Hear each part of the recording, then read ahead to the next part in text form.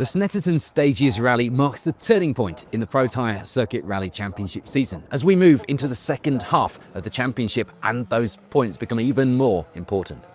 Now, taking the early lead in the rally this weekend would be John Griffiths, Emma Morrison alongside. They were fastest on the opening stage, losing the lead for stage 2 and then gaining it back again for the following stage, showing just how close this championship is and giving us a bit of a taste for what we could expect from these Norfolk stages. Fighting them for that lead were our reigning champions, Michael Igoe and Will Atkins. The advantage would be changing stage by stage, and there would be only 3 seconds difference by the midpoint in the rally now. Alfie Threlfall and Edward East would make a great start, rounding out the podium positions at this stage in the event and leading the way in Class 2. For John Stone and Laura Marshall, it would be 4th place overall, the pace getting better as the morning went on as well.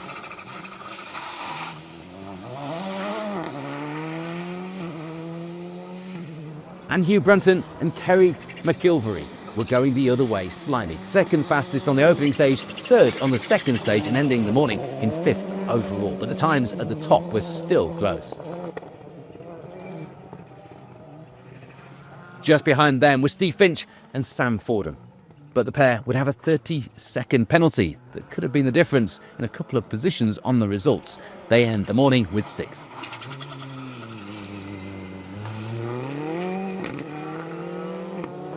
Allard Wynne-Morgans and Jack Bowen will be making the switch to 4-wheel drive this season, as Snetterton was the ideal pre-season test for the pair in the Rally 2 Fiesta. Things were a little different to the Escort, but they were putting in some good times and getting used to things quite quickly in 7th.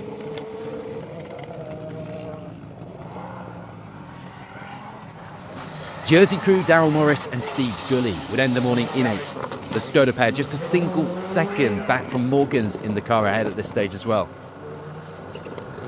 And Rallycross legend Steve Hill, Hal Ridge alongside, had put the Mitsubishi Evo to one side this weekend, and they were out in one of the O'Donovan Hyundais. A little more power than they've been used to in the season so far, but they were getting to grips with things very well as the morning went on, as you can see.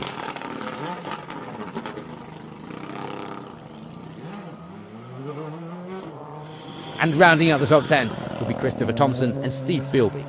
The Rally 2 Fiesta pair would end the morning 21 seconds back from Hill up ahead.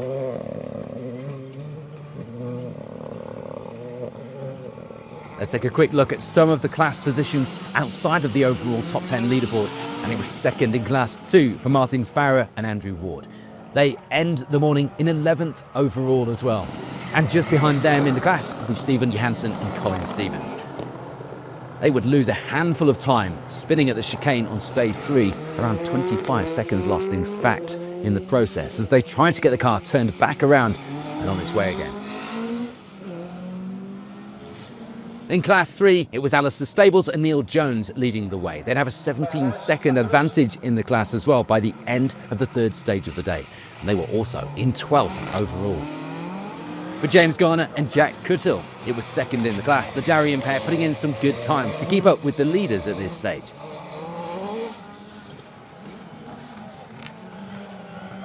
And this would be a Snetterton first time for Ben Smith Sr.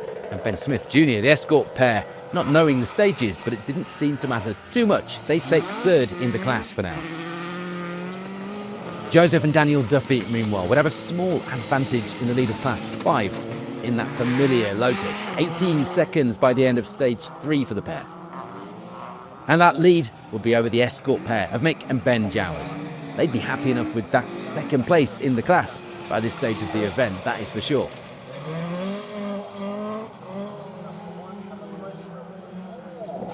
And lying 3rd in Class 5 by the midway point, Chris Woodhouse and Lucy Wilding. They'd have a bit of a spin in the morning, costing them some time, and they'd be on a mission now to make that back up in the afternoon.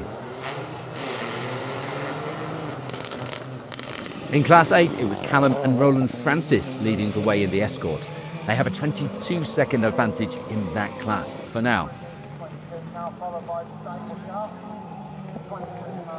And Paul Sheard and Charlie Stevens were 2nd. They'd been even closer to that class lead for the morning pair of stages, but would drop back slightly when the layout changed for stage 3. And third in the class, taking a bit of time out from his day job in the WRC and having a busman's holiday, was Tommy Meadows, chair of Eastern Counties Motor Club Laura Coolidge alongside, out this weekend together in the Hooper Sport Peugeot, sitting a minute back from the class lead for now. In Class 9, Jonathan Bray and Darren Stiles would have around half a minute of an advantage at the top of the class in that MG.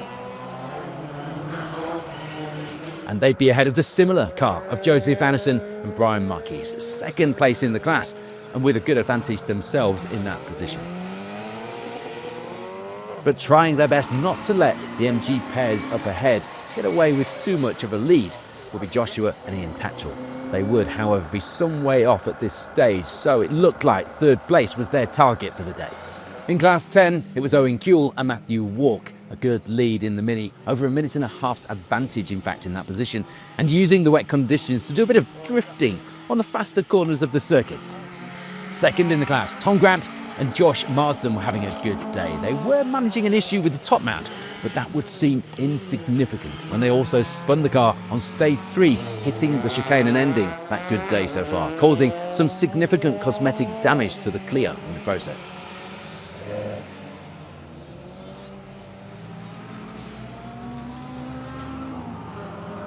Timothy Edwards and Jack Park were also sporting some damage from a trip into a chicane on stage 1. But they too were still going and would end the morning third in Class 10. Leading the way in Class 12, meanwhile, will be Kyle Green and Adam Wilkes, the former junior driver now competing in the senior rally in a Skoda Citigo and going well. Second in the class will be Mike and Fergus Lacey, but they'd be having problems when they had to stop and change a puncture in the second stage of the day, costing them around 2 minutes. Third in that class will be Finley Pierce and Michael Stanley, the VW Up driver, also making the move from the juniors to the seniors for this season with a bit of rally driver experience beside him. So with the morning stages complete, just a stone's throw from the home of Lotus here at Snetterton, here's a reminder of how those overall results are shaping up after stage 3 here at the Snetterton Stages Rally. On to the afternoon stages, and before we take a look at the overall results, a quick look at the top of the Junior Championship. The juniors also competing here this weekend, and good luck to Chris, Izzy and Harry, taking over the mantle from the two Tonys at the head of that championship. Fifth place at the end of the event will be Zach Ferber, Ben Wild alongside. Had it not been for a 40-second penalty, they might have been a few places higher. Fourth at the end of the day will be Rebecca Chalice and Max Freeman. Great to have such an experienced championship-winning co-driver alongside for the weekend, putting in some great times to finish just over a minute from the lead. Onto the Junior Championship podium, and it was Ollie Poole and Richard Simmons taking third place. They actually finished just 22 seconds back from second, but with a 30-second penalty, so it could have been a very different story. Much the same story for Willie Patterson and Harry Stubbs as well. They finished 23 seconds from the lead of the event and themselves with a 30-second penalty. The moral of the story? Take it steady through the chicanes. So that means that taking the win, and indeed getting through the chicanes without any penalties, were Mackenzie Snowden and Rob Fagg, the VW pair taking victory by 23 seconds this weekend. Back to the overall rally results then, and a look at how our various class and overall positions were decided. And in 50th place overall, it will be Finley Pierce and Michael Stanley, ending the event third in Class 12. No change for Mike and Fergus Lacey. They end the rally second in the class, making up a little time from that earlier puncture, but not enough, sadly, for them to challenge for victory again.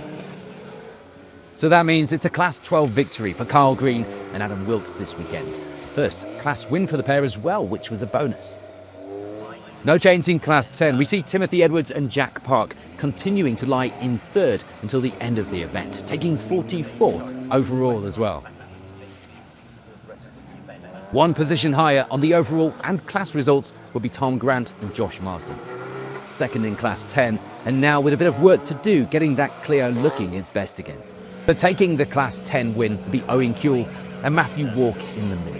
It never really looked in doubt, did it? A great end to the rally for the pair, who take 41st overall in that mini rally challenge car. There wouldn't be any change in Class 9 either. We see Joshua and Ian Tatchell taking third place in the class by the end of the rally. No change in position for Joseph Anderson and Brian Marquis. They continue to hold second, but they do manage to close the gap, just 8 seconds the difference by the end of the event.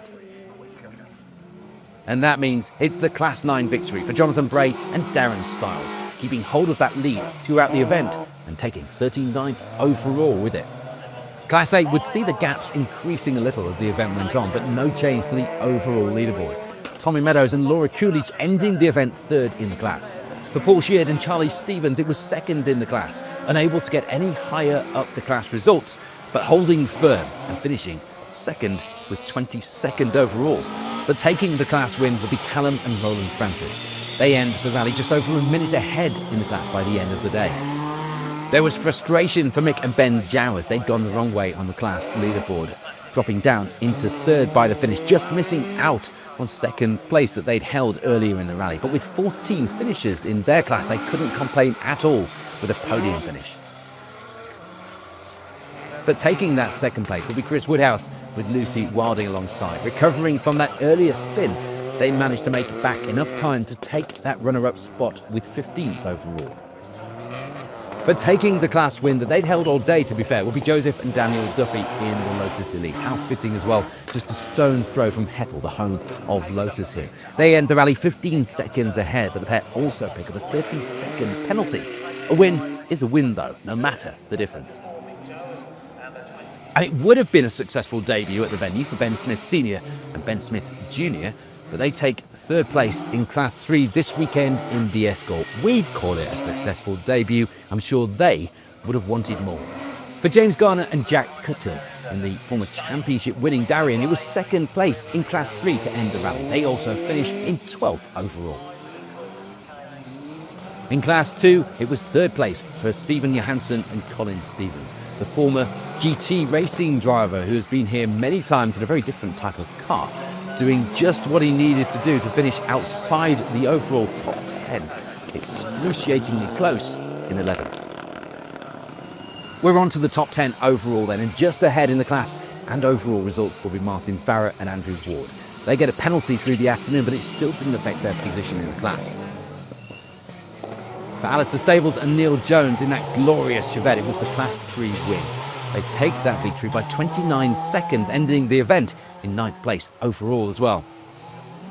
And it had been a good weekend for Steve Hill and Hal Ridge in the Hyundai. They didn't have any expectations coming into this event as far as the car was concerned, so it was good to get some seat time and get to the end of the rally in 8th overall. Things had certainly gone to plan in the new car for Aladwin Morgans and Jack Bowen. They get some important seat time in the Fiesta. The switch from two-wheel drive going well, and the pair were as ready as they could be to get the car out on some closed road events in the coming weeks. Darryl Morris and Steve Gully, meanwhile, were able to move up the overall leaderboard a little more through the afternoon, ending the event 6th place overall in the Skoda. And as the day went on, Alfie Threlfall and Edward East were unable to hold on to the podium place that they'd held earlier in the day, but they weren't far off, ending the rally 5th place overall 4th in the championship points. For the legend performance pair, John Stone and Laura Marshall, it was 4th to end the rally this weekend, but with one of the crews above them not registered for championship points, it does mean a championship podium. A great end to the rally and some more good points to add to their season tally so far. The crew I've mentioned a few times not registered for championship points will be Hugh Brunson, Kerry McKilvery alongside. They take a podium finish in the rally overall though, which was a great end to the weekend for the pair. Out for a bit of a pre-season test in the Polo and expecting big things to come. Back to our championship challenges though, and there will be change at the top. A very close battle would take place on the stages through the afternoon, seeing John Griffiths and Emma Morrison going into the final stage with a 4-second lead.